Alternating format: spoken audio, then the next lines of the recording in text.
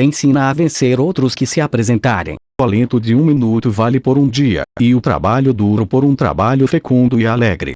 Considerando-se a vida em geral, essa tenacidade contribuirá a tornar a atividade cada vez mais fácil para os senhores. Adquire-se o hábito de pensar, como se adquire o hábito de tocar piano, de montar a cavalo ou de pintar. Santo Tomás ditava durante o sono. O espírito se molda ao que lhe é pedido com frequência. Se os senhores não dispuserem de memória, adquiram uma para o que constitui seu tema constante. Se tiverem inclinação para dispersar-se, cabe-lhes uma atenção de profissional. Pouco hábeis em confrontar e avaliar as ideias, passem a frequentar assiduamente os gênios até chegar a um julgamento mais aguçado e mais seguro.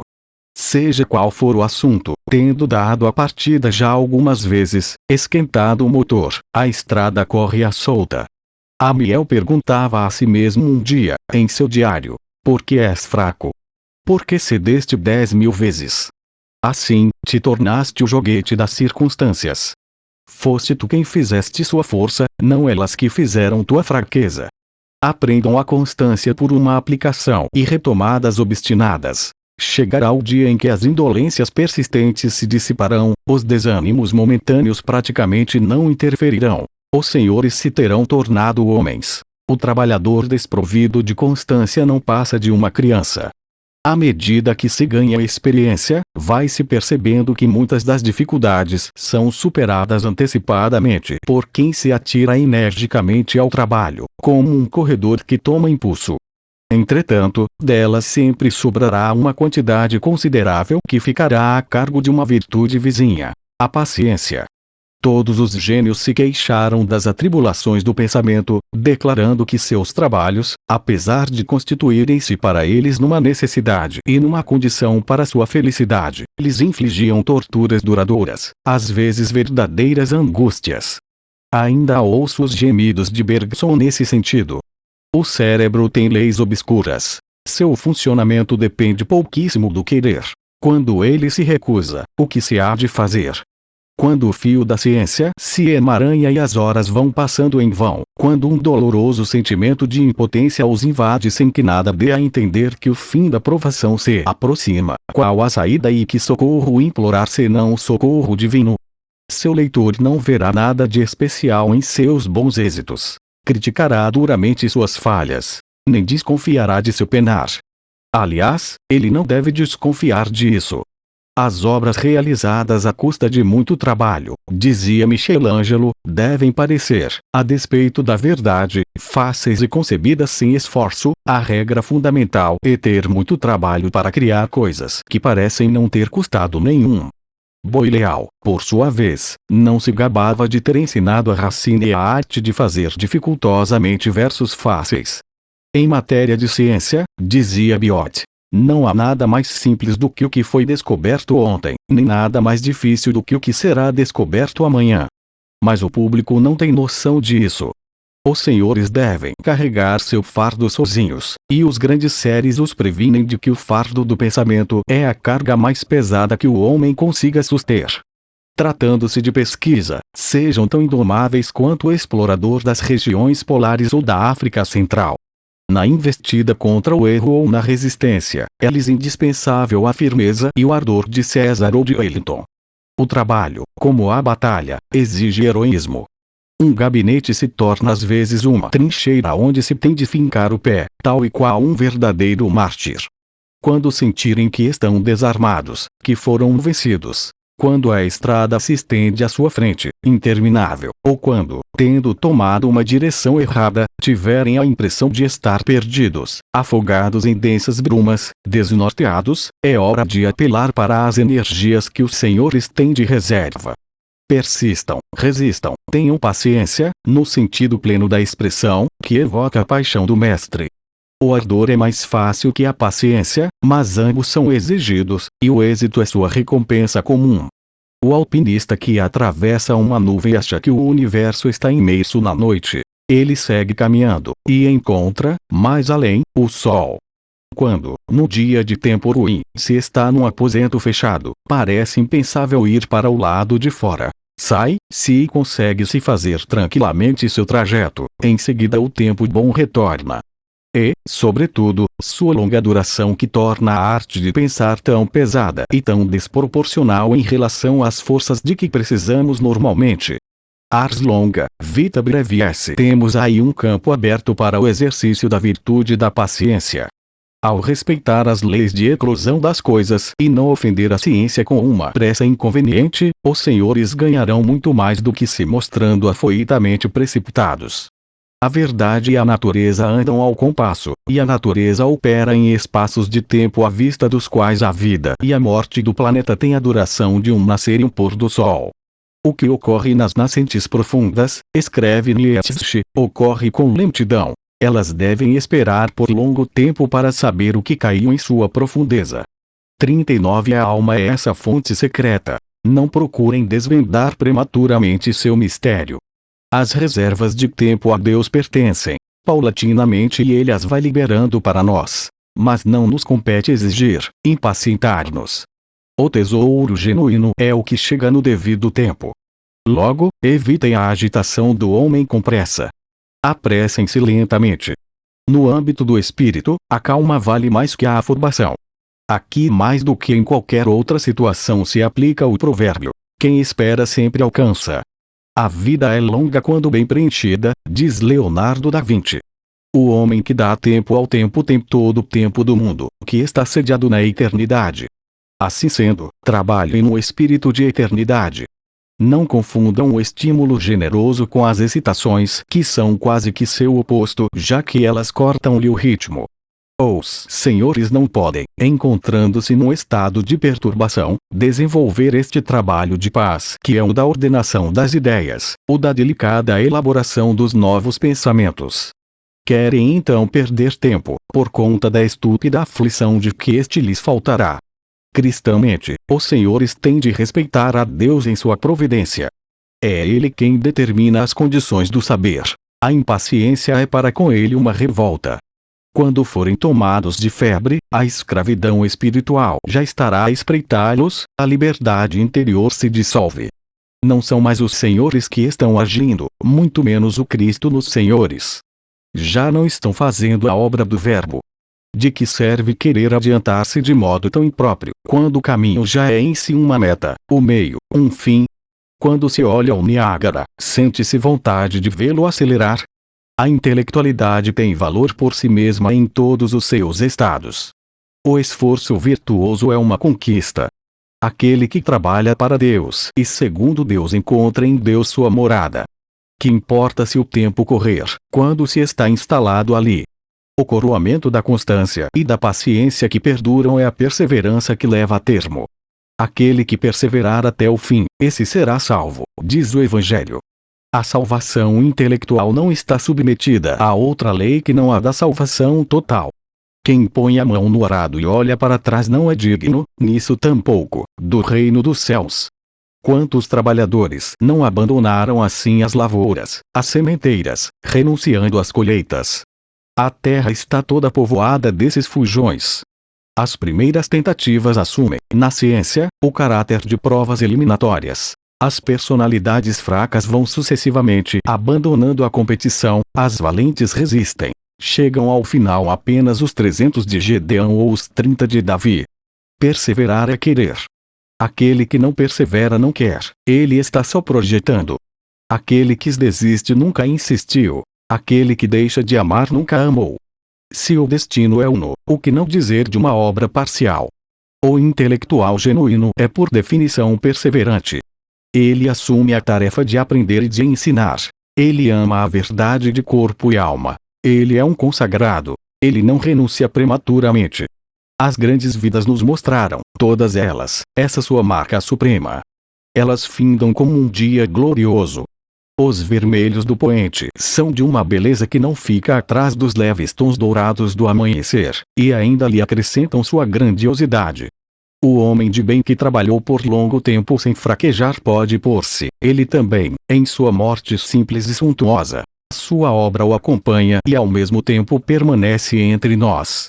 Não sejam os senhores que seguem os passos dos grandes, desses itinerantes acovardados que desertam, que vencem uma etapa, param, se perdem, se sentam como que esgotados e voltam mais cedo ou mais tarde para as regiões corriqueiras. É preciso obstinar-se até o fim da viagem. Devagar se vai ao longe e passadas largas sem persistência não passam de espalhafato vazio, pois não levam a lugar nenhum. Fortaleçam sua vontade e confiem ao Senhor para que Ele a consagre. Querer é sujeitar-se, é estar acorrentado. A necessidade do dever ou de uma resolução pensada, mesmo que livre de obrigações, deve ser tão imperativa para nós quanto as necessidades da natureza. Uma ligação moral não tem mais peso do que uma ligação material. Saibam, pois, depois de terem estabelecido sua tarefa, tomá-la a peito com ágil determinação. Excluam até mesmo as obrigações menores, quanto mais as infidelidades. Empenhem-se em profundidade, para conquistar a duração naquela de suas dimensões que lhes for mais diretamente acessível. Tendo enveredado por seu curso, não a abandonarão a não ser que dela parta a iniciativa de abandoná-los. Farão parte da linhagem dos pensadores fiéis. Os gigantes do trabalho, os Aristóteles, os Agostinhos, os Albertos Magnos, os Tomás de Aquino, os Leibniz, os Littres, os Pasteus, os reconhecerão por seus filhos e os senhores se dirigirão com dignidade ao encontro daquele que os aguarda pacientemente. E fazer tudo bem feito e até o fim, estando preenchido o requisito dessas três virtudes, fica praticamente afastado o receio de um resultado medíocre e imperfeito. Todavia, é bom enfatizar com veemência a necessidade de aprimorar o acabamento e o dever de fazer chegar a seu termo tudo que se julgou útil empreender. Deve ter havido uma reflexão antes de se atacar o trabalho. Não passa de um avoado quem se lança numa aventura, seja ela grande ou pequena, sem se sentar primeiro, como diz o Evangelho, para calcular a despesa. Quer a sabedoria que seja diante da obrigação de concluir que se delibere acerca da oportunidade de começar. Não terminar uma obra é destruí-la. Quem relaxa em seu trabalho é irmão daquele que o destrói, dizem os Provérbios 18:9. De que serve uma casa no decorrer de sua construção? Que testemunho pode prestar sobre quem assentou os alicerces e instalou as primeiras estruturas? Essa espécie de ruína faz pensar em desgraças. Nem se cogita que um ser vivo ou um homem que foi poupado pela fatalidade pudesse suportar esses muros que se assemelham às colunas destruídas dos cemitérios. E os senhores, construtores pelo Espírito, querem que seu passado seja um campo de escombros. Há pessoas com as quais se pode contar. Quando prometem, cumprem. Ora, todo começo constitui uma promessa, a menos que não passe de uma asneira.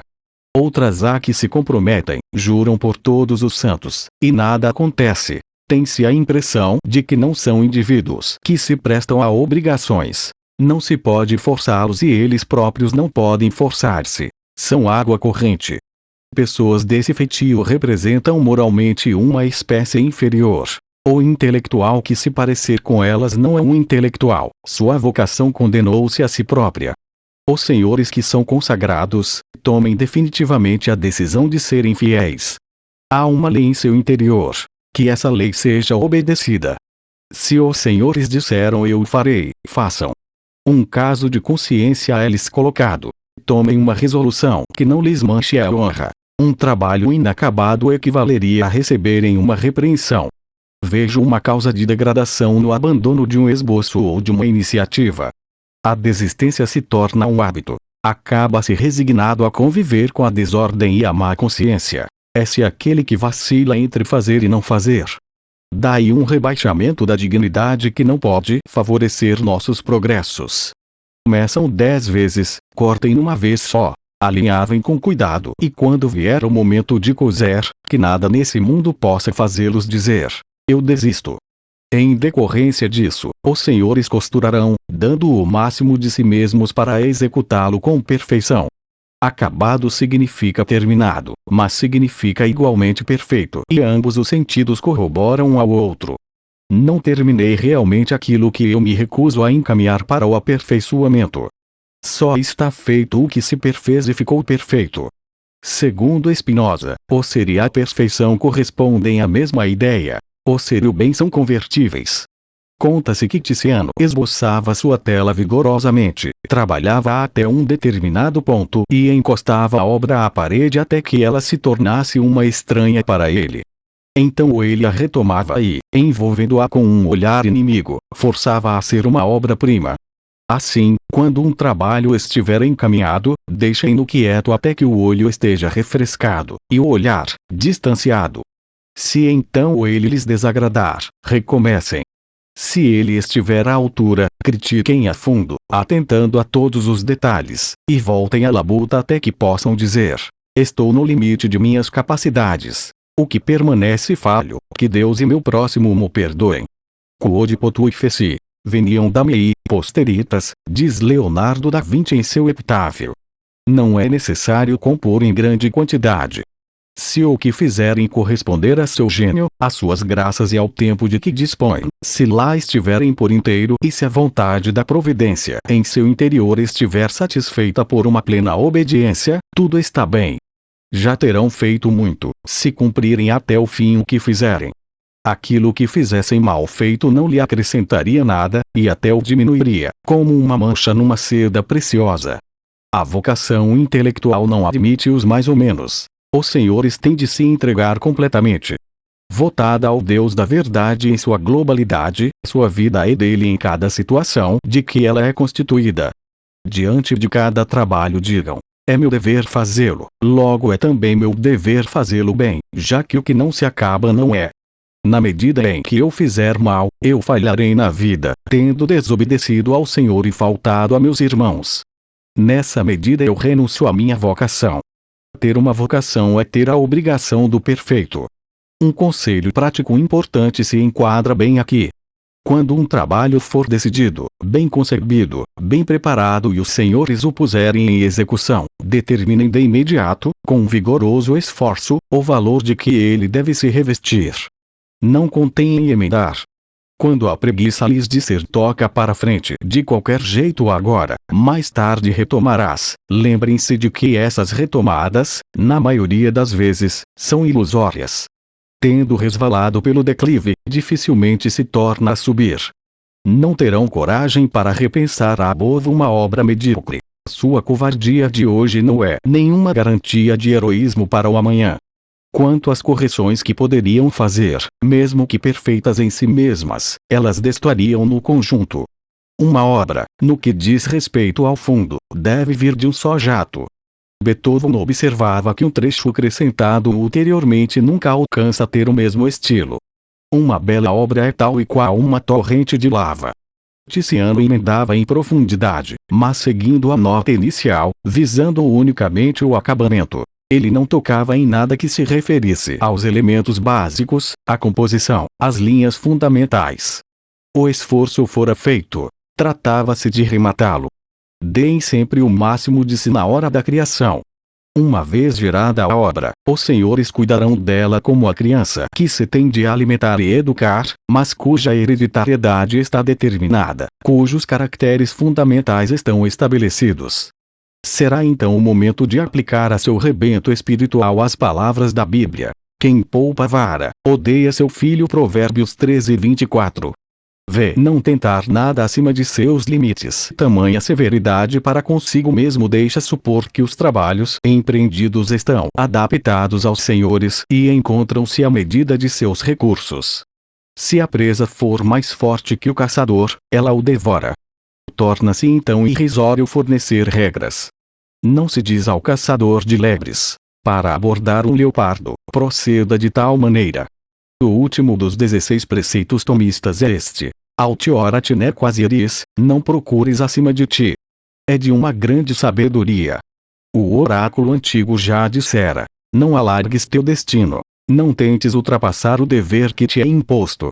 O trabalho intelectual não é senão o prolongamento de nossas tendências inatas.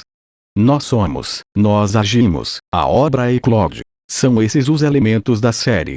Se quiserem incompridar chumbo usando ferro, ou algodão usando seda, não haverá aderência, de nada valerá o esforço. A vocação faz uso de nossos recursos, ela não os cria. O intelectual mal dotado não dará outra coisa que um fracassado.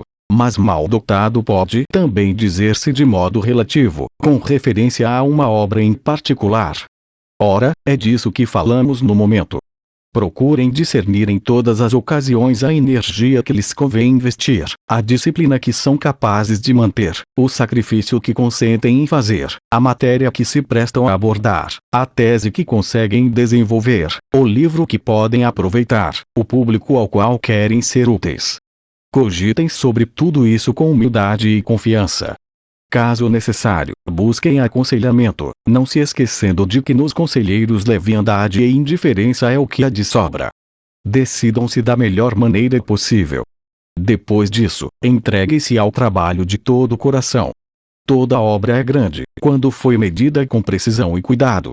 A que transborda é de longe a menor de todas. Já muitas vezes lhes dissemos: sua obra pessoal é única, a de outro também, não procedam a permutas. Cada um é o único que pode fazer aquilo de que está encarregado. Faríamos mal feito o que nosso próximo fará bem feito. Deus se satisfaz em todos.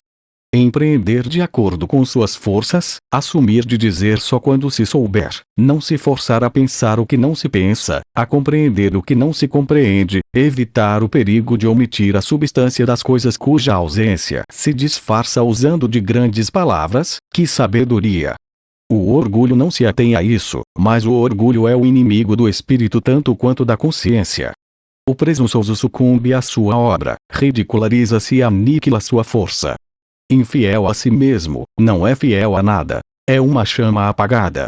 O sucesso em qualquer setor está sempre subordinado às mesmas condições. Refletir no início, começar pelo começo, proceder metodicamente, avançar pausadamente, investir todas as suas forças. Mas a reflexão inicial tem por principal objetivo determinar aquilo para o que fomos feitos. O conhece-te a ti mesmo de Sócrates não é apenas a chave da moral, é a de toda a vocação, já que ser chamado para algo é ver-se designar um caminho só seu, na imensidão da trajetória humana. Capítulo 9: O trabalhador e o homem. E manter o contato com a vida depois de haver pedido tanto, aparentemente, forjado tantos grilhões, será ironia voltar-se uma última vez para o intelectual e dizer-lhe: conserve livre sua alma. O que mais importa à vida não são os conhecimentos, é o caráter, e o caráter estaria ameaçado se o homem se encontrasse por assim dizer abaixo de seu trabalho, oprimido pela rocha de Sísifo. Existe uma outra ciência além da que cai para dentro da memória: a ciência de viver. O estudo tem de ser um ato de vida, ser proveitoso para a vida, sentir-se impregnado de vida. Destas duas espécies de espíritos, os que se esforçam em saber alguma coisa e os que tentam ser alguém, a segunda é a que merece, de longe, os louros. Tudo no saber não passa de esboço. A obra acabada é o homem. A intelectualidade, de certo, concorre para a soberania do homem, mas não basta.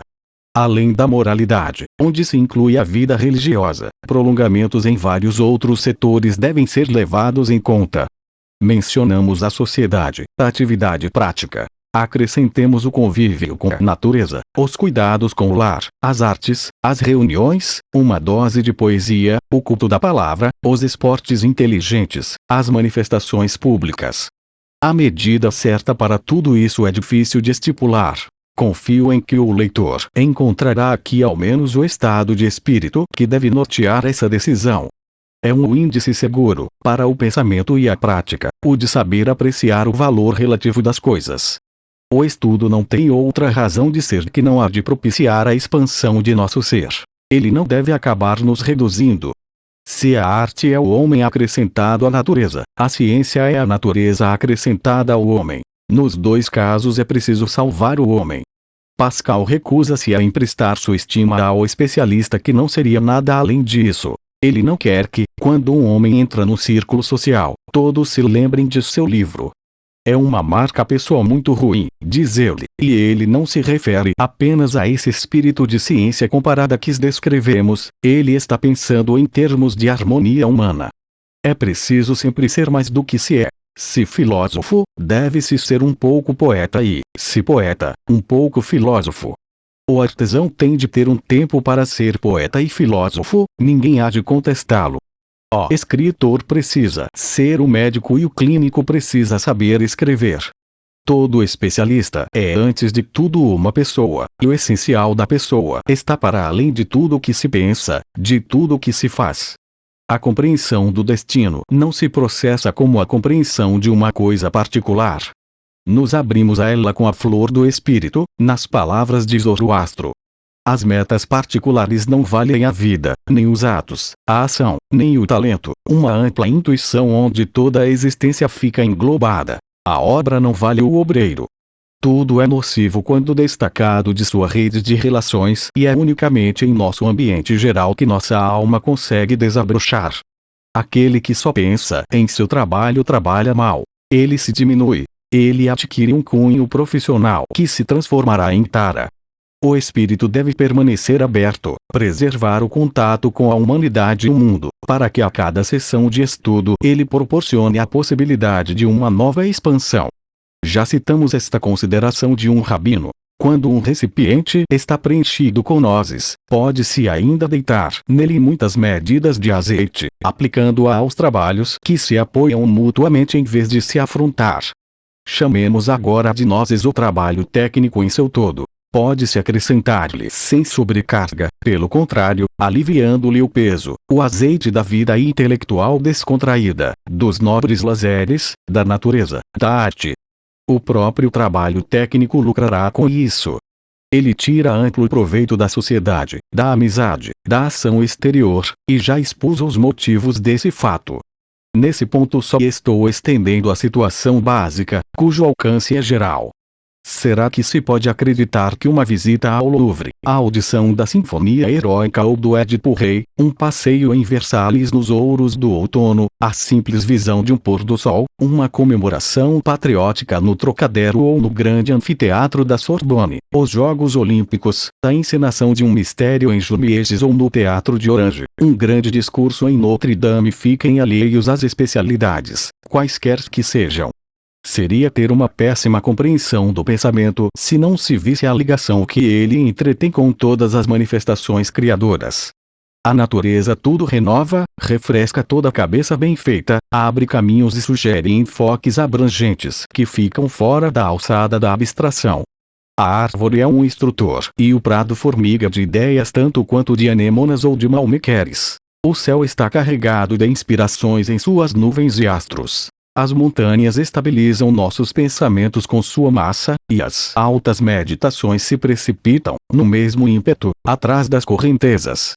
Conheço alguém que, olhando para uma torrente rápida, numa região montanhosa, se alçava invencivelmente à ideia dos mundos, sonhando com essas massas que se precipitam com a mesma celeridade, sob a dominação das mesmas leis, na dependência das mesmas forças, graças ao mesmo Deus, de onde tudo parte e para onde tudo retorna. Voltando ao trabalho, ele se sentia enlevado pela força única, imbuído dessa presença propagada por toda parte e ele mergulhava sua obscura ação na comunhão dos seres. Mas o Senhor, espírito encarquilhado, coração ressequido, o Senhor pensa que estará perdendo seu tempo se ficar a seguir as torrentes e a perambular em meio ao rebanho dos astros. O universo preenche o homem com sua glória e o Senhor o ignora. A estrela se enfastia em seu estojo sombrio, ela quer acomodar-se no pensamento e o Senhor lhe recusa abrigo. O Senhor escreve, calcula, alinha proposições e elabora teses, e não olha.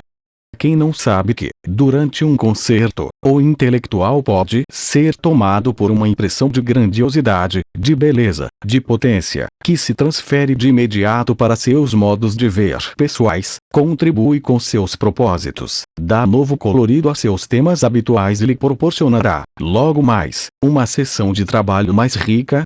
Então ele não vai, nas costas do programa, rabiscar apressadamente o esquema de um capítulo ou de uma exposição, a ideia de uma temática, uma imagem vívida. A harmonia elevou o tom de sua inspiração, e o ritmo, onde ele ficou preso como um transeunte numa tropa em marcha, o arrastou para novas estradas. Em São Sulpício, no interior de sua capela de Saint-Sanges, Delacroix embebia-se deliciosamente dos sons do grande órgão e dos cantos religiosos. Ele atribuía a essa harmonia o êxito extraordinário de seu Jacó em luta e do cavaleiro do Heliodoro. A música é preciosa para o intelectual por não especificar nada e, consequentemente, por não constituir empecilho para nada. Ela apenas suscita estados de ânimo cuja aplicação por cada qual a uma determinada tarefa tirará deles o proveito que quiser. Rodin fará disso uma estátua, Corot uma paisagem, Gratry uma página exaltada, Pastor uma pesquisa mais apaixonada e mais atenta. Tudo na harmonia tem coesão e tudo nela se regenera. O ritmo, pai do mundo, é também pai do gênio onde o mundo se reflete. No horizonte indistinto do sonho, cada qual vê subir a imagem de sua escolha e registra-lhe os traços usando sua linguagem pessoal. Segundo Santo Tomás, as circunstâncias de pessoa e as circunstâncias de fato fazem parte das atividades, elas concorrem para integrá-las e lhes conferem suas características. A ação de pensar constituirá a única exceção. Então não será ela influenciada pelo ambiente imaginativo, sensorial, espiritual, social que nós nos empenharemos em lhe proporcionar, a fim de que ela não seja mais um canto isolado e sim uma das vozes da orquestra? É-se bem pobre, só consigo mesmo, num gabinete de trabalho. É bem verdade que se pode trazer para dentro dele o universo e povoá-lo com Deus. Mas esse povoamento só se torna efetivo depois de uma longa experiência cujos componentes estão por toda parte. Será que eu poderia encontrar Deus em meu quarto se eu nunca fosse à igreja nem andasse sob o céu que proclama sua glória? Escreveria eu embevecido pela natureza e pela beleza universal se os grandes panoramas, o plácido campo e os cenários da arte não me tivessem previamente educado. Assim sendo, é preciso expandir o trabalho, para não se transformar num condenado a trabalhos forçados agrilhoado e não reduzir a intelectualidade ao papel de pelourinho. O trabalho é um ato livre. Os senhores, pois, que tencionam dedicar-se à vocação do estudo, não deem as costas, para favorecer-lo, a todo o restante da vida. Não renunciem a nada do que faz parte do homem. Mantenham um equilíbrio em que o peso dominante não tente arrastar tudo consigo. Saibam elaborar uma tese e contemplar um raiar do dia, enfurnar-se nas abstrações profundas e brincar, como um mestre divino, com as crianças. Hoje em dia as becas dos pedantes e seus barretes pontudos, de que zombava Pascal, caíram em desuso. Entretanto eles subsistem, só que do lado de dentro, eles estão nas almas. Não se pavoneiem com eles. Recusem ser um cérebro que se destacou de seu corpo e um humano que se diminuiu subtraindo-se sua alma. Não façam do trabalho uma monomania. Meu intelectual é o homem detentor de um saber amplo e variado que vem prolongar uma especialidade dominada a fundo. É amigo das artes e das belezas naturais. Seu espírito revela ser o mesmo nos afazeres corriqueiros e na meditação. Encontramo-lo idêntico perante Deus, perante seus pares e perante sua criada, trazendo em si um mundo de ideias e de sentimentos que não se inscrevem apenas em livros e discursos, que se desabafam nas conversas amigáveis e que guiam sua vida. No fundo, tudo está coeso e tudo é o mesmo. A intelectualidade não padece de nenhuma divisória. Todos os nossos objetos de investigação constituem-se um a um portas para penetrar no jardim secreto, no celeiro de vinhos, que representa o termo das buscas fervorosas. Os pensamentos e as atividades, as realidades e seus reflexos têm todos o mesmo pai. Filosofia, arte, viagens, cuidados domésticos, finanças, poesia e tênis sabem formar alianças e só entram em desacordo quando há desarmonia. O indispensável, a todo momento, é estar onde se deve estar e fazer o que importa. Tudo se une no concerto antropo-divino. E em saber relaxar, cada qual se dá conta de que expandir-se como estamos requerendo já é espairecer. A melhor parte da distração inclui-se nos modos de vida secundários a que fizemos menção. É pertinente, todavia, que se elogie mais explicitamente o repouso, reverso do trabalho, pelo qual, por conseguinte, o trabalho se qualifica de determinada maneira, ao revelar-se excessivo, sensato, submetido ou não à regra humana que se confirma na lei de Deus. Nada deve exceder-se. O trabalho, exatamente por ser um dever, pede limites que o mantenham em pleno vigor, durante todo o seu decorrer, e que lhe proporcione, ao longo da vida, a maior quantidade de efeitos de que ele seja capaz. A intemperança é um pecado porque ela nos destrói, quando há obrigatoriedade em preservar a vida, porque há obrigatoriedade em viver. Ora, a intemperança não está ligada apenas e tão somente aos regozijos sensuais. As mais sutis, as mais nobres empolgações tomam parte em sua malícia. Amar a verdade às custas da prudência, quer dizer, da verdade da vida, é uma inconsequência. Prova-se assim que, a despeito de seus protestos, não é a verdade que se ama, mas o prazer que nela se obtém, as vantagens de vaidade, de orgulho, de ambição que dela se espera, à maneira destes enamorados de quem se diz que eles amam amar e que amam o amor de preferência ao objeto de seu amor. A descontração é um dever, tal como a higiene, onde ela se inclui, tal como a conservação das forças. Peço-te que te poupes a ti próprio, diz Santo Agostinho a seu discípulo. 40 O espírito não se cansa, mas o espírito dentro da carne se cansa. Nossas capacidades de pensar são proporcionais a uma certa dose de ação. Acrescente-se a isso que, sendo sensível nosso meio connatural e as mais ínfimas ações práticas constituem-se na trama de vida para a qual estamos preparados, sair desse setor para galgar ao abstrato acarreta a lassidão. O esforço não consegue perdurar. É preciso voltar à natureza e nela mergulhar para recobrar forças. 41 O ser em contemplação é o mais pesado que o ar. Ele só se mantém nas alturas mediante um dispêndio considerável de força. Em pouco tempo o combustível se esgota e deve-se novamente encher o tanque. Pode-se acatar sem paradoxo essa observação de Bacon que os dados da fisiologia confirmam. É preguiça passar tempo demais estudando. É preguiça de modo direto, no sentido em que se está impossibilitado de vencer um determinismo, de acionar o freio. É preguiça indiretamente, porque a recusa do repouso é a recusa implícita de um esforço que o repouso permitiria, que a estafa vai comprometer. Mas é preguiça de uma outra maneira ainda, mais dissimulada. De fato, fisiologicamente, o repouso é um trabalhão e tanto. Quando cessa a atividade pensante, o gênio interior do corpo empreende uma restauração que ele gostaria que fosse completa. O pretenso lazer não passa de uma transformação de energia. No teatro, quando baixa o pano, um batalhão de operadores se lança ao palco, limpa, conserta, modifica, e assim se apronta o ato seguinte. O diretor de cena que interromperia ou atrapalharia essa correria não seria um inimigo da peça, do autor, dos intérpretes, do público, de si próprio.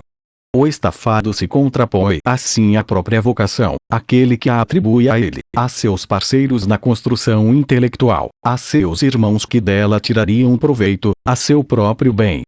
O melhor modo de se descontrair ainda seria, se ele fosse viável, o de não se cansar, quero dizer, de equilibrar seu trabalho de maneira a conseguir que uma operação o descansasse de outra.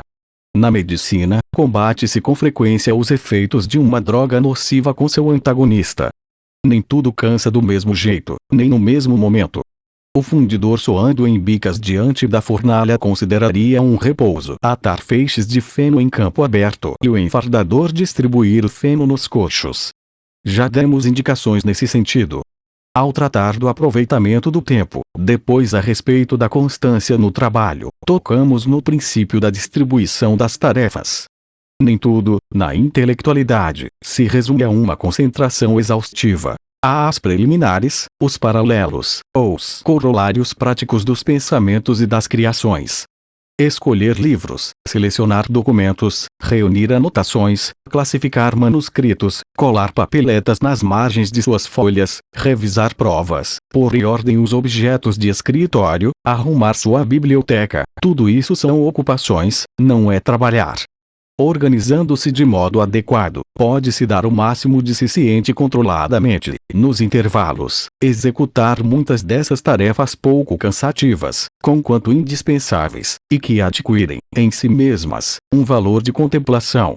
Esse escalonamento dos trabalhos segundo suas exigências cerebrais trará uma dupla vantagem. Ele evitará a estafa e devolverá ao trabalho intenso toda a sua pureza.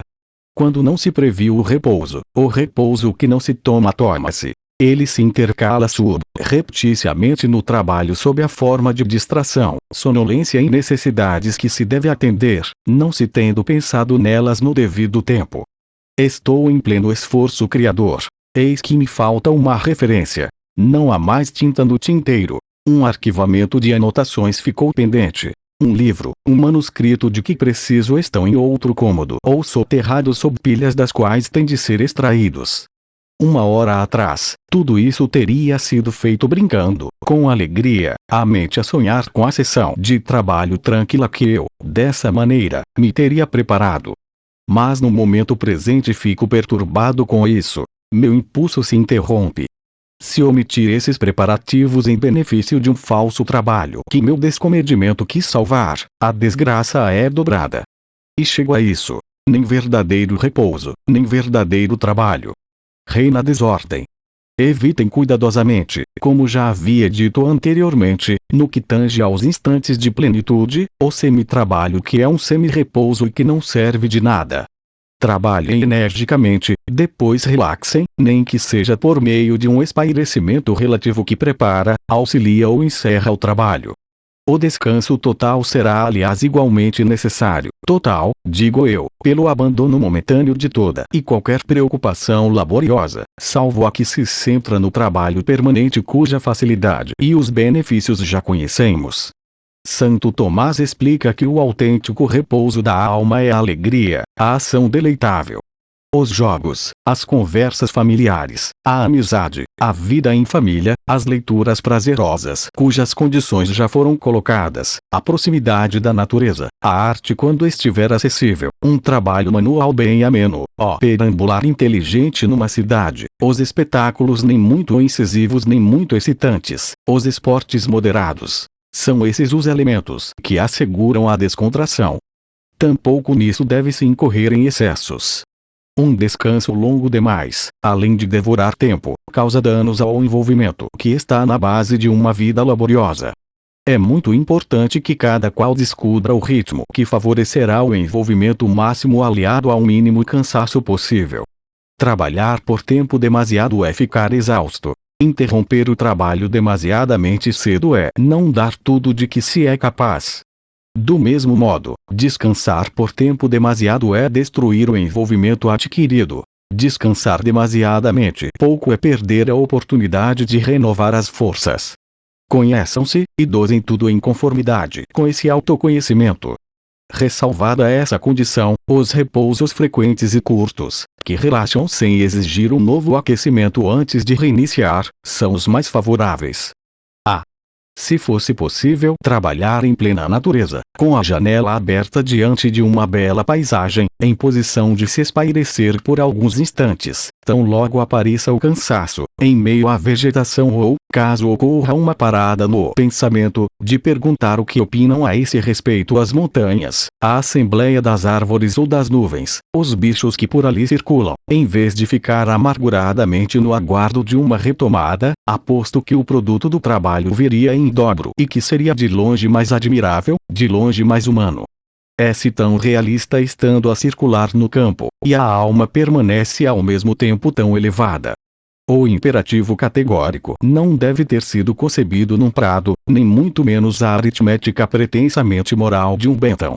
Jovens que aspiram alto e querem ir longe, atenham-se à realidade humana.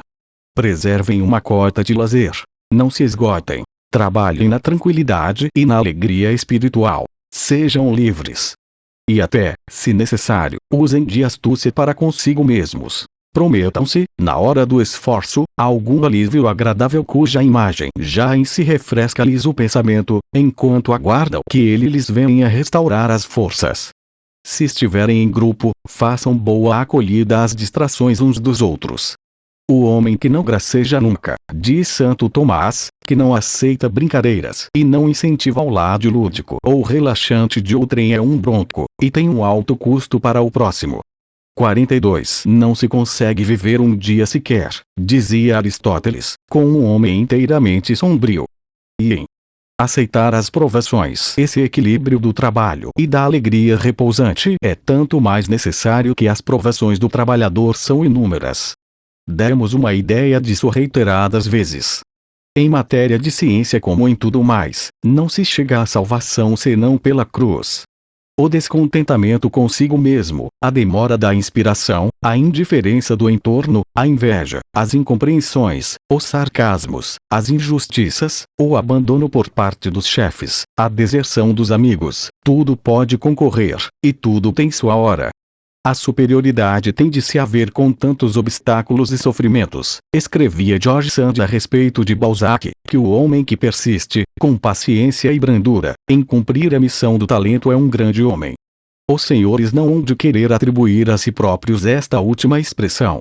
Contudo, se em algum grau vierem a ser alguém, fiquem no aguardo de provações seletas e preparem-se para experimentá-las em seus vários sabores. A provação do ideal, que lhes parece estar cada vez mais distante à medida que apertam o passo. A provação dos estúpidos que não entendem nada das palavras que os senhores lhes dizem e ficam escandalizados com elas. A provação dos invejosos que os julgam impertinentes por terem atravessado a linha de combate deles. A provação dos bons que se deixam abalar, passam a suspeitá-los e os largam. Provação dos medíocres que são a grande massa e que os senhores incomodam com sua tácita afirmação de um mundo superior. Se vos fosseis do mundo, declara o Salvador, o mundo amaria o que era seu. Mas porque não sois do mundo, por isso é que o mundo vos odeia. João 15:19. As distrações mencionadas acima como meios de se relaxar poderão aqui também ser de grande ajuda. Tudo que descansa do trabalho é igualmente apto a acalmar o sofrimento. Todavia, recorram sobretudo aos meios sobrenaturais e dentre eles ao trabalho sobrenaturalizado que é nosso fim único. O trabalho cura os padecimentos do trabalho e os do trabalhador. Ele é o inimigo dos pesares, das doenças e dos pecados. Ele nos coloca numa região elevada onde os percalços da existência e as fraquezas do corpo encontram algum alívio. A impulsão que ele confere, a orientação que ele dá às energias, desencaminham os transtornos e nos livram das preocupações miseráveis. Fiquem ociosos e apalpem o corpo. Uma penca de vagos desconfortos provavelmente se manifestará. Trabalhem com fervor, nem pensarão mais nisso tudo. O mesmo se pode dizer dos males da alma. Quando eu me pergunto como darei cabo das inquietações e dos pesos que me assaltam durante o trabalho, só encontro uma resposta: pelo trabalho. Qual o reconforto para meu coração se ele duvidar de sua obra? O trabalho. Qual o meio de resistir aos inimigos do esforço e aos invejosos do sucesso? O trabalho. O trabalho é o remédio, o trabalho é o bálsamo, o trabalho é o incentivo. Juntem-lhe o silêncio, seu companheiro, e a oração, sua inspiradora, usufruam de uma doce amizade, se Deus lhes outorgar uma, e estarão prontos para o que dele vier. O trabalho equilibra a alma. Ele confere unidade interior. Com o amor de Deus, que funda a hierarquia dos valores, ele realiza a subordinação das forças e a alma se estabiliza. Fora isso, a necessidade de unidade não se satisfará senão mediante alguma mania inferior ou alguma paixão, e nossas fraquezas de todos os tipos voltarão a dominar. Não é à toa que se chama a preguiça de mãe de todos os vícios. Ela é também mãe das falhas e dos penares, em todo caso ela os estimula. O sentimento de vitória que o trabalho suscita combate essa depressão. O gasto das forças, quando segue um ritmo, alça-lhes o tom e as regulariza, como o impulso da equipe que rema cantando. A verdade é uma defesa. Ela nos dá a firmeza. Ela nos alegra. Com ela nós nos consolamos de nós mesmos e dos outros. Sua descoberta é para nós uma recompensa, sua manifestação uma nobre desforra, nos dias de contradição. O trabalhador está exposto, entre outras tristezas, àquela que é talvez a mais sensível ao intelectual, quando não ao homem. A crítica não o poupa. Quando essa crítica é superficial e injusta, ele sofre, ele fica propenso a se irritar. Se ela acerta em seu ponto fraco e assinala em suas produções ou seu caráter defeitos que ele preferiria esquecer e ocultar aos olhares alheios por não conseguir eliminá-los, é principalmente, então, que ele se sente atingido. Qual seria o revide adequado e qual a melhor atitude a tomar? Resposta: a mesma de sempre. A todas as críticas só vejo uma resposta a ser dada, diz Emerson: voltar ao trabalho. 43 Disse também de Santo Tomás que quando ele era atacado, o que acontecia com muito maior frequência que seu trunfo posterior deixa supor, ele se esforçava em fortalecer sua posição, em precisar esclarecer sua doutrina, feito o que ele se calava. O boi mudo da Sicília não ia deixar que as gesticulações e gritarias de uma cruzada de crianças o desviassem de seu caminho. Corrigir-se e calar-se, eis a grande máxima. Os que a puseram em prática sempre subiram alto. Da força que se investia para derrubá-los eles fizeram uma impulsão vitoriosa. Com as pedras que se jogavam neles eles construíram sua morada. É pueril procurar defender suas obras ou estabelecer-lhes o valor. O valor se defende por si mesmo. O sistema solar não se pronuncia para desempatar Ptolomeu e Copérnico. A verdade é: as obras votadas à verdade participam de seu ser e de seu poder. Agitarem-se à volta delas é enfraquecerem-se. Calem-se, humilhem-se perante Deus, duvidem de seu juízo e corrijam seus erros. Depois, permaneçam firmes como o rochedo contra o qual vem rebentar as ondas. O tempo e a energia que os senhores gastariam para sustentar uma obra serão mais bem empregados fazendo outra, e sua paz vale mais que um êxito banal. O verdadeiro sábio não discute, escreve Keyserling. Ele não se defende.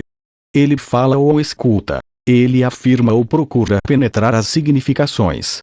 Assim que lhes repreenderem a algo, em vez de reagir por dentro e por fora, como o animal que eriça o pelo, observem, como um homem, o alcance do que se diz. Sejam impessoais e íntegros. Se a crítica é que estiver com a razão e não os senhores, hão de querer resistir ao que é verdadeiro. Mesmo que tenha ocorrido inimizade desde o início, tenham a coragem de confessar e a dignidade de fazer bom uso da malevolência que Deus pôs a serviço dos senhores. Pois o próprio mal está nas mãos de Deus, e a crítica maldosa, por ser a mais afiada, lhes trará um proveito ainda maior. Colhido o que de útil houver, deixem o restante com o Senhor que julga pelos senhores e que saberá, no devido tempo, fazer justiça. Não deem mais ouvidos. Não se diz nada de ruim, escreve Santo Agostinho, diante daquele que não escuta a inveja é o imposto de renda da glória, da distinção ou do trabalho. O trabalho, que em si é invulnerável, exige do trabalhador seu resgate. Que este pague não venha com recriminações. As grandes almas sofrem silenciosamente, diz Schiller. Quando não há nada de aproveitável a retirar de um ataque, resta ainda aproveitar para se retirar, a si próprio, para sair primeiramente ileso, isento de enfraquecimentos e de rancores, depois engrandecido, aprimorado pela provação. A força espiritual genuína se exalta na perseguição. Às vezes geme, porém seu gemido é igual ao de toda criatura que geme ainda agora e sofre as dores da maternidade, diz o apóstolo. Dissemos que a vida intelectual é um heroísmo. Então gostariam que o heroísmo nada custasse? As coisas só valem na exata proporção do que elas custam. O sucesso fica para mais tarde. O louvor fica para mais tarde, talvez não o dos homens, mas o de Deus e de sua corte que farão da consciência dos senhores seu profeta. Os trabalhadores, seus irmãos, também os reconhecerão, apesar de sua defecção aparente. Entre intelectuais, muitas pequenas vilezas e às vezes grandes iniquidades se cometem. Entretanto, uma classificação implícita nem por isso deixa de consagrar os valores autênticos, mesmo que a publicidade os relegue ao esquecimento. Se for preciso protelar também sua utilidade, quem sabe? Talvez até a época em que os senhores já não estiverem aqui, consintam. As honrarias póstumas são as mais desinteressadas e a utilidade póstuma preenche satisfatoriamente os verdadeiros desígnios de sua obra. Afinal, o que querem os senhores? Fama. Lucro. Nesse caso não passam de falsos intelectuais. A verdade, ela é eterna. Não é necessário utilizar-se a eternidade. O verdadeiro se desvela pouco a pouco. Os que o tiram da sombra não têm de lhe pedir que ele lhes confira uma auréola. Eles estão servindo, isso basta, e cingir, por um único instante, o gládio dos heróis, ou carregar o escudo diante deles, é sua recompensa. O trabalho não vale de fato por si mesmo. É um dos crimes de nosso tempo de havê-lo depreciado e substituído sua beleza pela feiura de um violento egoísmo. As nobres almas vivem uma bela vida e esperam dela a fecundidade como um suplemento. Elas trabalham não só pelo fruto, mas pelo trabalho, para que sua vida seja pura, reta e viril, semelhante à de Jesus e pronta para unir-se a ela. Assim, elas não se detêm nas decepções. O amor não receia as decepções, nem a esperança, nem a fé de raízes sólidas. Por mais que se trabalhe sem fruto aparente, que se semeie e não se colha, que se nade e se seja repelido da margem, que se caminhe e não se encontre diante de si senão espaço sem fim, isso não se constitui de forma alguma em decepção para quem crê, para quem tem esperança, e isso agrada a quem ama, porque o amor tem sua melhor prova quando se trabalha por prazer, o prazer do amado e o de seu serviço. Apreciar as alegrias. De resto, no trabalho, nem tudo é contrariedade. O trabalho comporta suas alegrias, e é uma felicidade se a alegria por si só despertar nossa disposição para trabalhar e nos relaxar após o esforço. Seria bom ter alegria mesmo nas aflições e contrariedades, a exemplo do apóstolo. Eu me excedo em alegria em meio a minhas tribulações. A tristeza e a dúvida matam a inspiração, mas a matam unicamente quando se cede a elas. Reerguer-se mediante a alegria cristã é reavivar a chama abafada. Os fracos pensam no passado, escreve Marie Bashkirtseff, os fortes tratam de se vingar. Isso é sempre viável e, a fim de nos ajudar, Deus permite que descansemos às vezes no contentamento tranquilo. A sensação da altitude dá ao trabalhador, como ao escalador de rochas e geleiras, uma alma a um só tempo confrangida e feliz. As paisagens de ideias, mais sublimes que as alpinas, excitam sua embriaguez. Ver a ordem do universo e as disposições da divina providência é uma atividade eminentemente deleitável, diz Santo Tomás de Aquino. 44. Segundo o angélico doutor, a contemplação parte do amor e termina na alegria. Amor do objeto e amor do conhecimento enquanto ato de vida. Alegria da possessão ideal e do êxtase que ela provoca. 45. O intelectual cristão escolheu a renúncia, mas a renúncia o enriquece mais que uma opulência altiva. Ele perde o mundo e o mundo lhe é dado espiritualmente. Ele ascende ao trono de onde se julgam as 12 tribos de Israel. Lucas 22:30. O ideal é sua realidade pessoal, que para ele substitui a outra e absorve todos os defeitos desta usando da beleza. Despojado de tudo pelo espírito e não raro de uma pobreza efetiva, ele se vê acrescido de tudo de que ele abre mão, ou que abre mão dele, pois ele reencontra secretamente a magnífica possessão de tudo isso.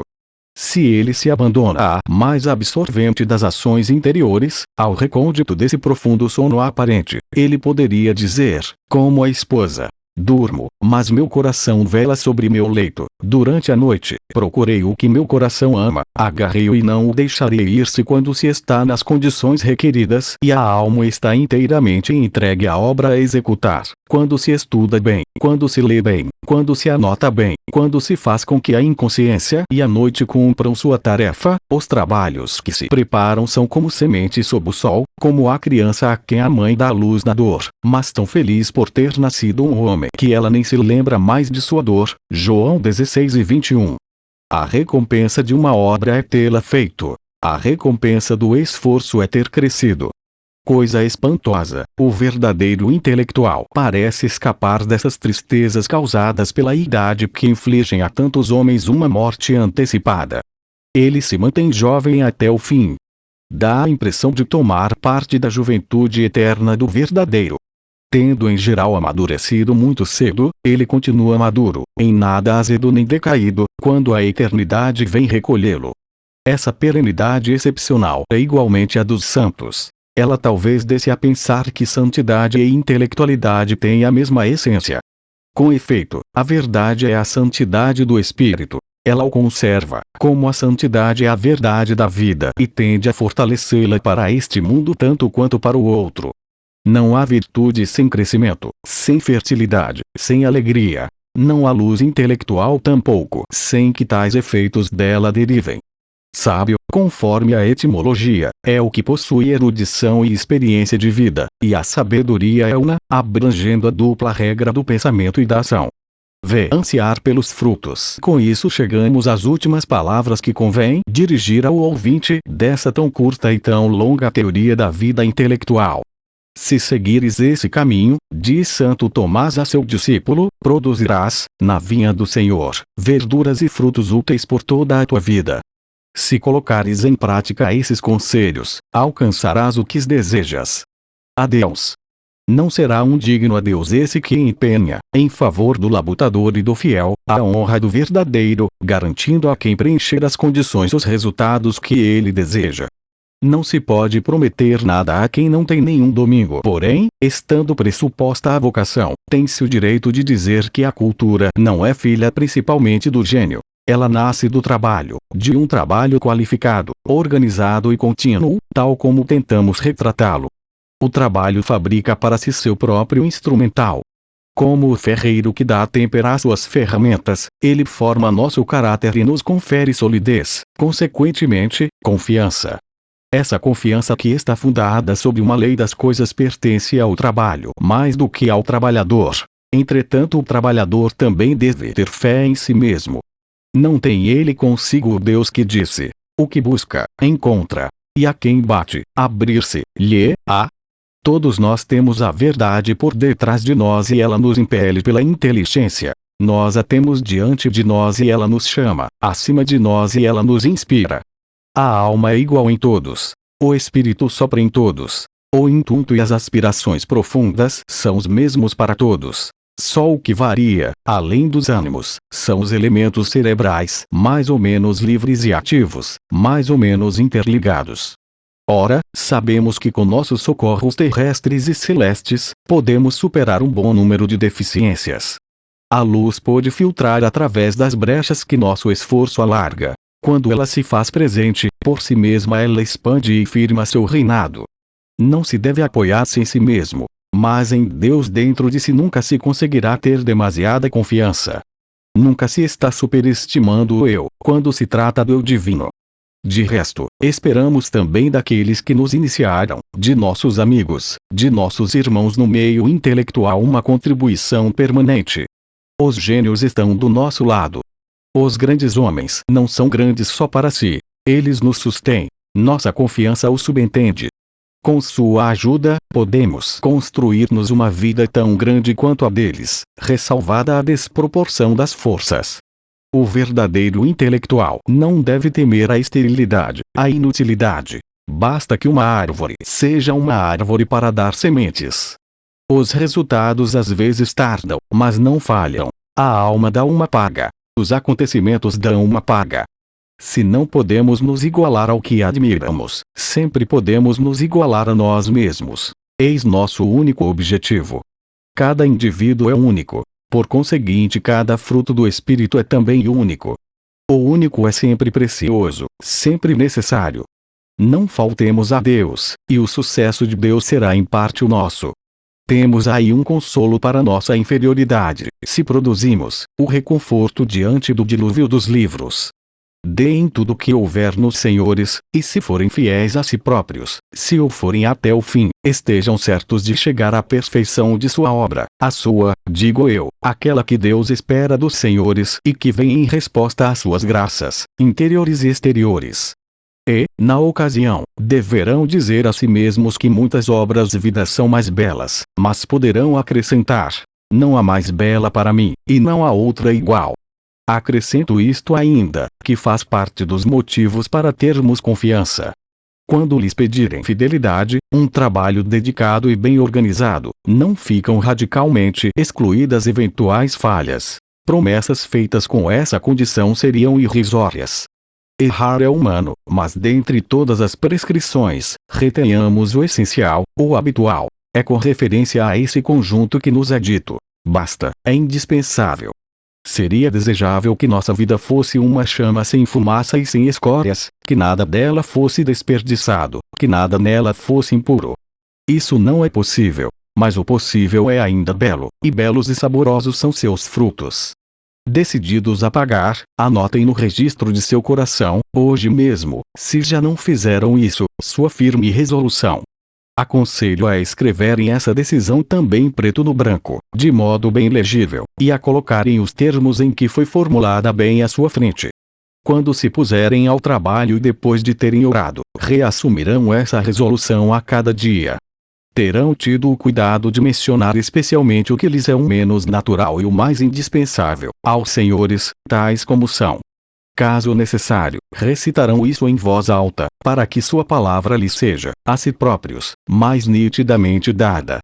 Então, acrescentem e repitam com plena certeza. Se fizeres isso, produzirás frutos úteis e alcançarás o que desejas. Adeus. 1 em latino original. N. E 2 Les Prières de Saint Thomas d'Aquin. As orações de Santo Tomás de Aquino. Tradução e apresentação de D. Certilanges. Paris, Librairie de l'Art Catholique. 3 Leipzig. Lib. 6. 4 Via de Santo Tomás, Suma Teológica. Iria, que 167. 5 Vide, adiante, o campo do trabalho, da ciência comparada. 6 Vide Les Prières de Saint Thomas d'Aquin. Paris, Librairie de l'Art Catholique. 7 Que Chics de Veritate, Art. E. Arre. E 8 de Memória, Lect. E 9 em segundo de Anima, Lect. 19. De Santo Tomás. Que Vide Veritate, Art. 3, Ad 12m. 11 Vídeo Revele Paris. Physiologie et Hygiène des Hommes Livres aux Travaux de l'Esprit. Fisiologia e Higiene dos Homens dedicados aos trabalhos do Espírito, 1881. 12 J. P. Muller, Mon Système Meu Sistema. Ed. Lafitte. 13 Contragentes, I. Capitão Sli. 14 Suma Teológica. 1º IA, Q. 3, Art. 2, Ad. 4 M. 15 Les Sources. As Fontes, primeira parte, Cap.V, 54. 16 Ipars, Q. 84, Art. 8. 17 Ralph Waldo Emerson, Poemas.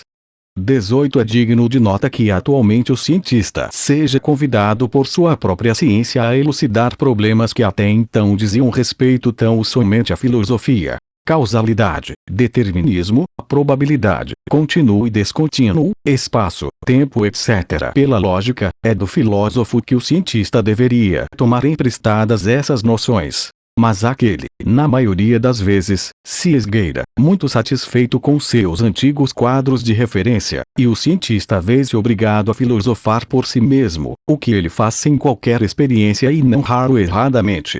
19 Veja-se, inclusive, na Suma Teológica, toda a primeira questão. No comentário ao de Trinitante de Boécio, a questão e art. 2. No Contragentes, o capitão e do livro 20 Charles Dunan escreveu esta observação marcante. Para a filosofia moderna, os problemas transcendentes são nulos e inexistentes. Mas a recíproca é verdadeira. Se esses problemas existem, é a filosofia moderna que não existe. Les deux idéalismes. Os dois idealismos. Paris, Alcan ed. 1911, p. 182.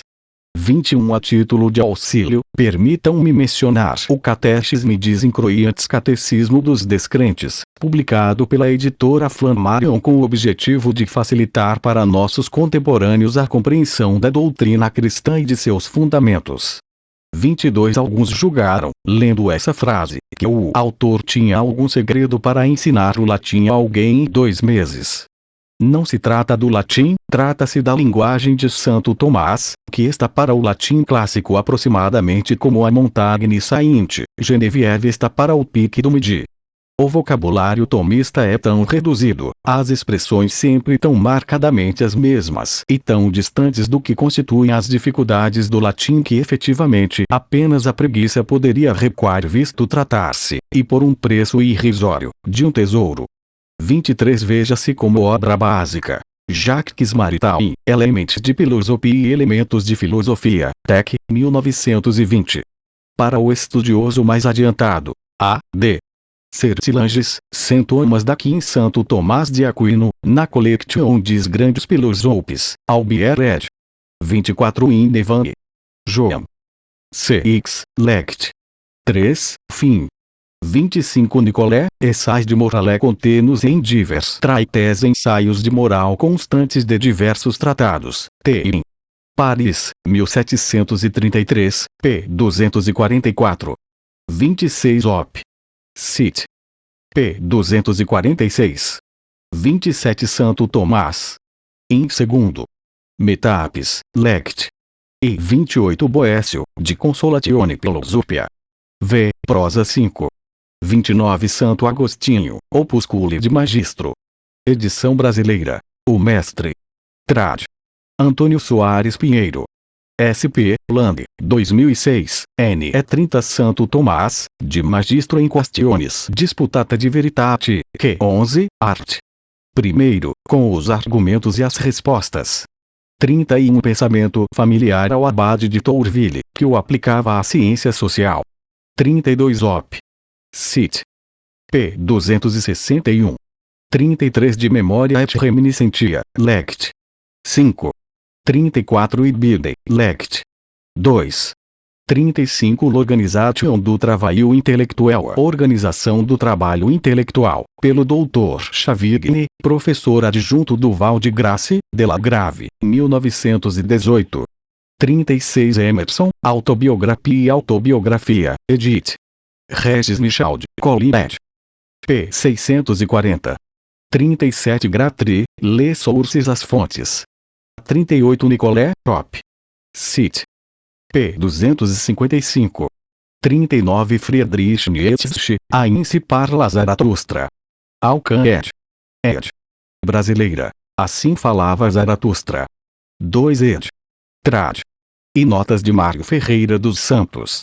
Petrópolis/RJ, Vozes, 2008, NE 40 de Música, CIM. 41 CF. Santo Tomás, Iria, Q 168, Art. 2. 42 Idem, Iria, Q 168, Art. 4. 43 Autobiografia e Autobiografia. Ed. Regis Michaud. Collin ed. p. 145. 44 Impsalm. 26. 45 Iria, Q 180, Art. Primeiro. Textos extraídos do perfil de André Lisboa, professor de filosofia, sócio fundador do Instituto Valor e Verdade, jornalista e editor, no site https://institutovaloreverdade.org. PS. Os textos abaixo foram incluídos por Darleson Oliveira, leitor, estudante de engenharia civil, mas com um interesse incontrolável por filosofia. As escolas educam os filhos, e os pais, quem educa? Para desenvolver a energia e a vontade nas crianças, é preciso que os pais deem exemplo, e é nesse ponto que a criança se torna, sem que o perceba, um dos educadores mais exigentes dos pais, escreveu o padre G. Courtois, no livro A Arte de Educar as Crianças Hoje, lançado pela Agir em 1964. As palavras do clérigo podem nos ajudar a compreender o fenômeno dos adultos mal educados, que comumente encontramos pelas esquinas da vida. Caso você seja um ludovicense, natural de São Luís, do Maranhão ou radicado nesta ilha de onde escrevo, o termo esquinas da vida descreverá perfeitamente a frequência do assombro de imbecis diante de seu espírito. Vivo em uma cidade mal educada, em toda a complexidade do sentido de educação. Homens e mulheres ignorantes, cheios de si, vociferantes, negligentes, irresponsáveis, grosseiros. Obviamente, há ainda muitas características negativas que podem se manifestar no espírito do ludovicense comum. O que encafifa o juízo é que esta realidade contemporânea se contrasta com um passado que já foi fecundo de humanistas, homens de letras nobres e cultos, de ideias avassas e orgulhosos de bons costumes. O que aconteceu nos últimos séculos de desenvolvimento civilizatório, acento o que não se pode considerar coerente a utilização da expressão progresso humano, o que seria um contrassenso rasteiro, seria um trabalho para toda uma organização envolvida em estudos econômicos, humanos, urbanísticos, educativos, filosóficos éticos, que levaria algumas décadas para explicar a situação de forma satisfatória. Considere-se um prazo justo, porque um estudo sobre a nossa nobre riqueza cultural já se considera um grande esforço. Imagine o levantamento de nossas ignomínias. Adiante desta inquietante ilustração de terras insulares, esta curta reflexão moral volve à sua única tese importante. Os pais modernos, ao delegarem o exercício da educação a escolas e aos serviços profissionais, tornaram-se bestas. Esta proposição se firma na constatação histórica de que muito do grande avanço no desenvolvimento humano, intelectual e moral, fundou-se a partir da experiência paterna e materna. Não estamos falando de filhos, mas estamos falando de pais, prioritariamente da educação de pais e mães. Ora, um pai que deseja educar seu filho precisa ser um exemplo. Isto está na tradição, releia a consideração do padre Courtois. Entretanto, pais são imperfeitos. São exemplos cheios de falhas e danos, que precisam dos seus ajustes, que precisam reconsiderar quem são, dar alimento a seus espíritos, curar suas feridas internas, dominar suas frustrações e medos. Ora, a paternidade é um caminho de descoberta. Já escrevi algo em algum caderno. Sei, sem muitas dúvidas, que esta conclusão deve ter umas 400 referências que desconheço, mas que inferi com minhas poucas palavras. Ora, ao ensinar nossos filhos, aprendemos cada vez mais sobre nossos sortilégios, inseguranças, fraquezas, falhas e incoerências. Precisamos de consertos. Se você é um filho da década de 1980 a 1990, como eu sou, amigo, estamos arrumados e enrascados, pois fomos completamente esmagados pelos anos da desolação moral e cultural, resultantes das revoluções e viradas educacionais da segunda metade do século XX. Para educar um filho, precisa-se ser um exemplo. Ou seja, precisa antes forjar-se homem ou mulher. Forjar-se humano. E pais sinceros e autocríticos saberão que já falharam nesta missão. Alguns atenuam suas ansiedades, repetindo o direcionamento de que o sentimento e o afeto moldarão humanos. Não se deve descartar tal necessidade, mas este é apenas um aspecto de um filho bem educado. Como um bom religioso, repito minhas orações como produto de uma crença. Obviamente, existem crenças confiáveis e crenças não confiáveis. A única que acredito cobra a necessidade de aplicação direta dos pais na educação moral, civil, religiosa, emocional, física de seus filhos. Não posso reduzi-la então a um simples direcionamento afetivo.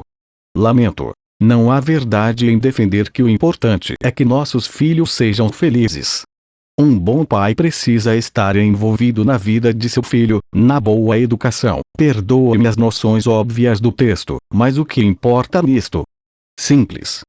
Pais que educam os filhos são pais que se educam, como disse nosso clérigo. Quando profissionalizamos a educação de nossos filhos, o que ocorre? Deixamos de aprender e nos tornamos estes seres imorais, que não sabem esperar sua vez no sinal de trânsito, que não conseguem absorver uma regra. Seres ignorantes cujas as ações são tolas, não por desconhecimento das certezas e sublimes verdades, mas porque não alimentam suas almas. O adulto é um humano em construção, ensina-me a paternidade, mas poucos ouvem o canto desta musa. Engano-me. Certifiquemo-nos da beleza que ignoramos. Nossas musas são nossos filhos e filhas. Perdemos o ardor pela cativante tarefa de conduzir nossas crianças pelas mãos, nem pedagogos deles, nem de si. Somos homens e mulheres que não vislumbram nossos filhos como nossa carne. Não os disciplinamos porque não queremos nos disciplinar. Quais modelos fornecemos a eles? O que nos tornamos?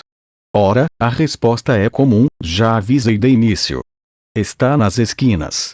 Pais adultos travestidos de crianças felizes, satisfeitas ou em busca da satisfação de suas vontades, adultos inquietos, imorais.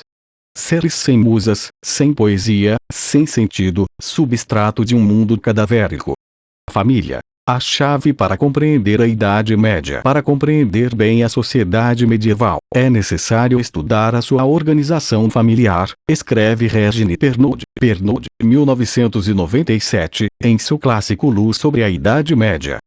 A tese da autora no primeiro capítulo de sua obra é que o conceito de família é a chave necessária para se conhecer a originalidade do medievo. A perspectiva se justifica quando a historiadora explica que as relações sociais, na época, se constituíam, teciam uma rede, dentro de um quadro de parentesco. Os laços familiares amarravam as relações entre senhor-vassalo, entre mestre-aprendiz e étique. Eles fundamentavam a cotidiana vida rural, que caracterizava o período medieval, e consolidaram a história do solo europeu. A historiadora destaca: os altos barões são antes de tudo pais de famílias, agrupando à sua volta todos os seres que, pelo seu nascimento, fazem parte do domínio patrimonial. As suas lutas são querelas de família, nas quais toma parte toda essa corte, a qual tem o cargo de defender e de administrar. Idem, p. 14. Na sociedade antiga, o homem é aquele que detém a representação na vida pública. Na sociedade medieval, ele é pater famílias.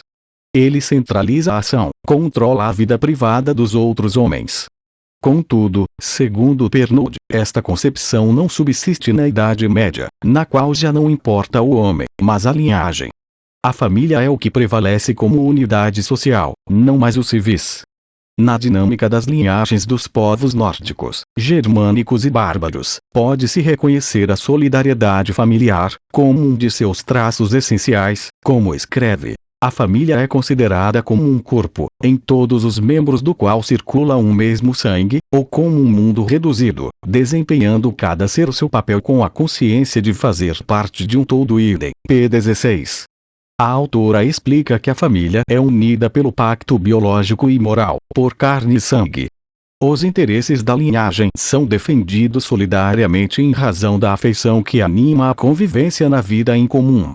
Pernoud explica: aqueles que vivem debaixo de um mesmo teto, que cultivam o mesmo campo e que se aquecem no mesmo fogo, ou, para empregar a linguagem do tempo, os que participam do mesmo, sabem que podem contar uns com os outros, que o apoio da sua corte não lhes faltará. Idem, p. 17. Os grupos familiares no medievo são unidos por um espírito potente superior ao que une qualquer outro agrupamento. Num combate, não se devia esperar fidelidade dos estranhos, mas os seus não iriam faltar. Era a solidariedade familiar que resolvia o dilema da segurança de uma pessoa. A sala era o principal compartimento da casa, a luz da lareira, nas reuniões e festas, nos velórios dos mortos. O pai, o administrador da família, responsável pela transmissão de bens e afeição, era o pai. A sua autoridade não está firmada nele em si, na chefia determinada pelo direito romano. Ele muito mais cumpre um dever, missão, do que exerce um direito. Sua função é proteger mulheres, crianças e servos e assegurar a continuidade do patrimônio. Todavia, o pai, como indivíduo, não é um proprietário, mas a família. A mulher. Pernoud ressalta a posição feminina como colaboradora ao administrar a casa e a educação dos filhos. Quando o homem se ausenta, é a mulher que passa a gestão dos bens sem necessidade de autorização. Se uma mulher morrer sem filhos, seus bens voltam para sua família de origem. Os filhos, tendo o pai como guardião, protetor e mestre, o filho submete-se à autoridade paterna até a maioridade. 14, plebeios. 20, nobres. Após a maioridade, o jovem continua a ser protegido pela família e passa a ter o direito de fundar o seu próprio núcleo familiar. Nada entrava à sua liberdade, pelo contrário, torna-se senhor de si, diferente do que ocorria em Roma. Muitos deixam a casa para servir o reino. Herança e patrimônio. A noção de família liga-se à base material, da sua herança, ao patrimônio, que pode ser um arrendamento servil ou um domínio senhorial, cujo proprietário é a linhagem e não o indivíduo. A herança principal passa para o filho mais velho, mas as outras são partilhadas entre os irmãos. O filho mais velho é aquele que depois do pai mais contribuirá para a manutenção do patrimônio. Não há herdeiro por testamento, apenas por sangue. É a morte do ascendente que confere ao sucessor o título de posse que o coloca de facto na posse da terra. O homem de lei não tem, como nos nossos dias, de passar por isso. Idem, p. 20. A economia medieval dependia da unidade da família. Sob a gestão da família, o patrimônio não devia se desvalorizar. Era necessário evitar a fragmentação da terra. A grande extensão de terra possibilitava um sábio aproveitamento da terra e uma grande variedade de culturas. A mansão senhorial precisa-se entender que, aos olhos do medievo, o indivíduo é passageiro, mas o patrimônio fica.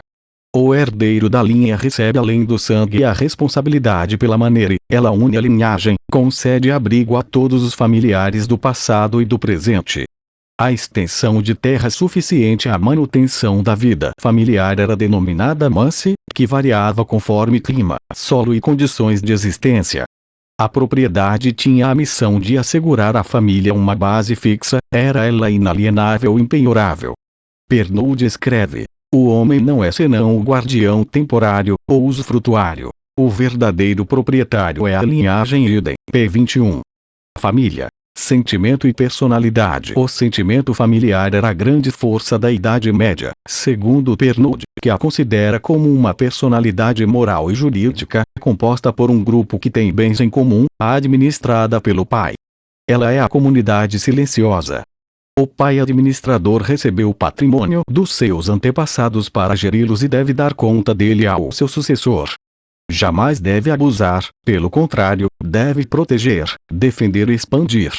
Ela é o lugar da proteção dentro do qual o indivíduo tem ajuda material e sobrevive pela solidariedade familiar, mas não se trata de um grilhão aquele, como escreve Pernoud. Ao mesmo tempo, a partir do momento em que se basta a si próprio, ele é livre, livre para desenvolver a sua iniciativa, de nada entrava a expansão da sua personalidade, idem, p. 23. Nada impede alguém de começar uma vida nova assim que chega à maioridade. Família e Império. Regime Pernoud salienta a diferença entre a expansão militar e a expansão étnica. A primeira é exemplificada com a expansão durante o Império Romano, que foi política e militar, um império construído por meio das armas e conservado pelos burocratas. Sua solidez estava atrelada à vigilância dos soldados e à medida que seu exército enfraqueceu, Roma sucumbiu. Sem precisar de vigilância, por meio do sangue de exploradores, pioneiros, comerciantes, os costumes anglo-saxões espalharam-se pelo mundo, carregado nas lembranças e nas tradições. Este segundo movimento, caracterizado pelos laços familiares, pelo sentimento, pela lembrança e pela solidariedade, que compõem a cultura familiar, tem o poder de fundar um império. Assim, ela diferencia na transitoriedade histórica a constituição de um império urbano, mediante o direito romano, militar, e a formação de um império familiar e rural, fundado pelo direito consuetudinário, que nasce da tradição e dos costumes. Fim. Um início. Ao entender o fundamento da Idade Média, a noção de família somada à vida rural, muitas perguntas podem surgir em nossas mentes contemporâneas. Este texto é apenas uma resenha com os pontos mais gerais da noção de família, no texto Luz sobre a Idade Média. Espero conseguir escrever outros. Tenho guardado alguns questionamentos elementares sobre o tema e a noção conservadora de família. Espero ter tempo para expô-los no futuro. Até lá. Pernoud, Regine. Luz sobre a Idade Média. Publicações Europa-América. Lisboa, 1997. Estudar. Definição de um ato da vontade. A educação tem sido um tema recorrente em minhas pesquisas desde quando iniciei a faculdade de filosofia, no início desta década. Minhas fontes têm sido livros clássicos e antigos, nada contra novas técnicas, mas sou um homem antigo. Há uma semana tive a oportunidade de ministrar um curso sobre métodos e técnicas de estudo pelo Instituto Valor e Verdade. Neste post, vou abordar uma definição de estudo e uma definição de saber, conhecer, que foram trabalhadas durante as aulas. Você pode estranhar, pensando, mas todos nós sabemos o que é estudar e o que é conhecer. E eu pergunto, sabemos realmente? A questão do conhecimento é base de toda uma disciplina filosófica chamada epistemologia. E vocês sabem que quando se fala de filosofia é quase impossível haver uma única linha de entendimento acerca de uma questão. Contudo, não vamos mergulhar nestas questões. O que pretendo apresentar aqui é uma definição simples que pode nos levar à prática imediata, mas sem deixar de lado uma compreensão profunda. Por quê? Ora, quando estamos conscientes do que vamos fazer, neste caso estas são orientações a estudantes, podemos agir de modo muito mais eficaz, podemos julgar se obtivemos êxito. Como vou julgar o que não tenho definido? De tal modo, para julgar se aprendi algo como eu estudo, preciso saber o que é aprender, o que é estudar. Um grande educador brasileiro do século passado, Teobaldo Miranda dos Santos, entendia o estudo ou o ato de estudar a partir de duas considerações básicas. Primeiro, estudar é aplicar a inteligência na realização de um fim ou propósito. E, segundo, estudar não é somente aprender nos livros, mas também no mundo que nos cerca, na natureza e na vida. Vale muito a pena considerarmos a segunda tese de Miranda dos Santos. Ora, o estudo é uma ação que abarca todo o mundo da vida. Um bom velejador conhece o comportamento do mar e dos ventos, estudou-o com sua experiência no mar, guardou lições preciosas de suas viagens. Assim, esta definição firma-se na primeira. O estudo é um uso da inteligência para tirar lições com uma finalidade. É o resultado do ato de prescrutar, de inteligir, de buscar saber. Obviamente, esta era apenas uma síntese do pedagogo que ainda associava o ato psíquico do estudo. O emprego de diferentes operações mentais, como a. observação, b. atenção, c. juízo, d. raciocínio, e. comparação, f. análise, g. síntese, h. imaginação, i. memorização e outros. A partir desta definição, Teobaldo Miranda dos Santos escreve diferentes e importantes livros de pedagogia. É importante ainda percebermos que aplicar a inteligência é um ato da vontade. É neste ponto que muitos de nossos estudantes não compreendem. Para se estudar precisa-se de disposição. Não se trata de uma disposição momentânea, mas uma disposição de caráter. O filósofo francês Jean Guiton define seu livro A Arte de Viver e de Pensar, como um livro de moral. Um livro para moldar o caráter de um pretenso pensador. Não adiantaria ter um simples desejo de aprender. É necessário mover o espírito com determinação, esforço e empenho para a realização deste propósito. O estudo é uma disposição da vontade em direção ao saber. Aquele que se dispõe a estudar deseja conhecer algo, seja entender o mecanismo do motor de um carro, seja sintetizar a teoria metafísica de Aristóteles. Agrada-me muito pessoalmente as 3 teses sobre o ato intelectivo, sintetizadas pelo filósofo espanhol Xavier Zubiri. Ele nos ensina que o saber reúne 3 procedimentos básicos: discernir, definir e entender. Saber é discernir. A primeira noção que temos do saber é que ele é discernimento, divisão, separação, é o resultado da aplicação do princípio da identidade. Separar o que é do que não é. Separar o ser do parecer.